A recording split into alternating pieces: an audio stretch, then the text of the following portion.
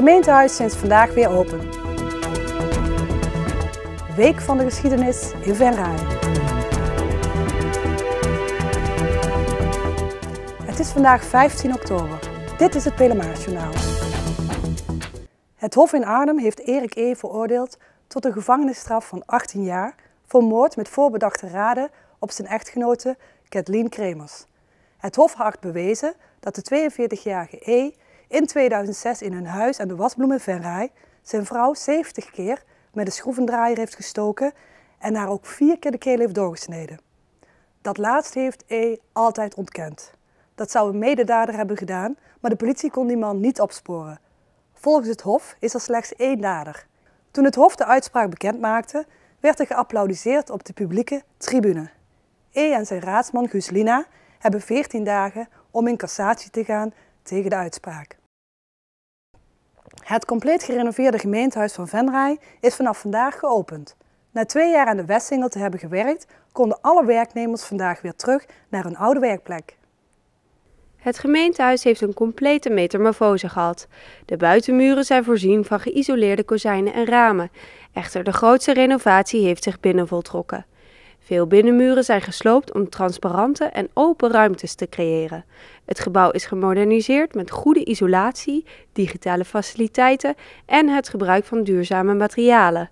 Het gemeentehuis heeft een strak design, maar er zijn ook nog veel karakteristieke elementen gebleven. Ja, dat kun je bijvoorbeeld hier in dit werkrestaurant Raadzaal heel goed zien. Daar zie je dat de glas- en loodramen zijn teruggeplaatst. De kruiswegstaties zijn weer vrijgemaakt. Dus je ziet dat soort oude elementen zie je terug. Je ziet het terug in de gevel die we gewoon intact hebben gehouden. En waar we met moderne materialen zoals kunststof kozijnen de zaak up-to-date hebben gebracht. Maar wel helemaal in dezelfde stijl als het houtwerk vroeger was. Dus je ziet het aan de buitenkant niet, maar die oude elementen hebben we toch proberen terug te brengen. Een grote verandering voor de werknemers is het feit dat het gemeentehuis nu flexwerkplekken heeft. De keuze hiervoor heeft mede te maken met de grootte van het gebouw. Uit het eerste ontwerp bleek dat het gebouw te klein was om voor alle werknemers een vaste werkplek te creëren. En door dat flexwerken, doordat je met elkaar werkplekken deelt, konden we binnen de contouren van het gebouw blijven. We hebben een delingsgraad van 0,7. Dat betekent dat we voor 100 medewerkers 70 werkplekken hebben. En daarmee komen we makkelijk toe en konden we dus ruimte vrij spelen om ook nog wat aan eventueel verhuur te doen. Door de flexwerkplekken zullen de werknemers nu telkens op een andere plek binnen de afdeling moeten werken. Het is een nieuwe filosofie na de renovatie, maar medewerkers hebben hier op het tijdelijke gemeentehuis al aan kunnen wennen. Ik heb de afgelopen 2 jaar al vaker op een andere plek gezeten. Het voordeel vind ik dat je met andere collega's in aanmerking komt. En ook meer hoort van wat ze doen en wat wel of niet de problemen zijn. Dus voor mij heeft het veel voordelen opgeleverd. Ik heb zelf de afgelopen 2 jaar ook al heel veel geflext. Als coördinator bij de afdeling heel veel tussen de mensen gezeten. Daar krijg je heel veel mee, je hoort van alles. Op dit moment is het wel even wennen hier, want je hoort wel heel veel. Dus even kijken hoe je met elkaar omgaat met telefoneren en hoe je met elkaar in een grote ruimte zit. Maar ik vind het fijn dat mensen bij elkaar zitten, onder elkaar, wat van elkaar horen, weten waar ze mee bezig zijn. Dus ik vind het wel fijn. De renovatie is in het geplande tijdsbestek gerealiseerd. Ook is het budget van 26,8 miljoen niet overschreden. Om binnen het budget te blijven is er voornamelijk gelet op doelmatigheid en is er bij de uitvoering enige soberheid in acht genomen. Vanaf vandaag kunt u ook weer terecht in het gemeentehuis. Als u nieuwsgierig bent naar het gebouw achter de publiekshal, kunt u het Open Innovatiefestival op 29 en 30 november of de open dag op 1 december bezoeken.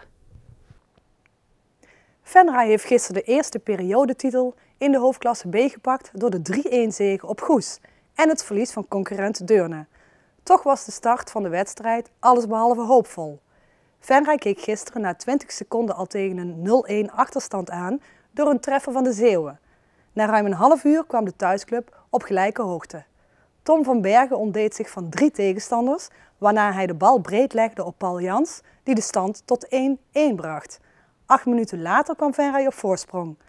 Tom Timmermans onderschepte een aanval van Goes en bediende Jans, die de tweede treffer maakte. 5 minuten na de rust was de wedstrijd beslist. Aan de derde treffer ging een fraai stijltje tic-tac-voetbal vooraf. Tom Timmermans scoorde uiteindelijk de 3-1. Na deze stand speelde Venray het duel eenvoudig uit. Het dichtst bij een treffer was nog Tom van Bergen. Zijn uithaal in de 77e minuut belandde op de paal. Met de periodetitel zijn de Rood-Wit alvast verzekerd van een ticket voor de nacompetitie voor promotie naar de topklasse. Oktober is de maand van de geschiedenis. Daarom is er in Venray tijdens de herfstvakantie een week van de geschiedenis. Er wordt een speurtocht georganiseerd voor kinderen van groep 5 tot en met 8 en hun ouders. Kinderen die kunnen dan op verschillende plekken in Venray vragen beantwoorden over arm en rijk. Want de Week van de Geschiedenis is zeg maar onderdeel van de maand van de geschiedenis, dat is oktober. En het landelijke thema is arm en rijk en in heel Nederland worden allerlei activiteiten georganiseerd. En wij doen dan een speurtocht. Waar leidt de speurtocht de kinderen allemaal langs in Venray? Ze komen langs het gemeentehuis, bij het Venrays Museum, dus hier, de bibliotheek. En voor de etalage bij juwelier Verlinde, dus op verschillende plekken. In het Venrays Museum krijgen kinderen nader uitleg over de speurtocht. Ook kan hier de bijbehorende vragenlijst worden opgehaald. De speurtocht is nog tot en met zaterdag 20 oktober te doen tijdens kantooruren. Het weer dan nog. Morgen wordt het bewolkt en in de loop van de ochtend gaat het enige tijd regenen. 's Middags komen er opklaringen en zijn er veel wolkenvelden. Het is meestal droog. Het wordt maximaal 12 graden. Woensdag loopt de temperatuur op naar 16 graden. Tot zover dit Pelemaasjournaal. Tips kunt u mailen naar de redactie. Deze uitzending wordt herhaald tot en met dinsdag 12 uur 's middags. Dinsdagavond om 7 uur is de eerstvolgende nieuwe uitzending. Fijne avond.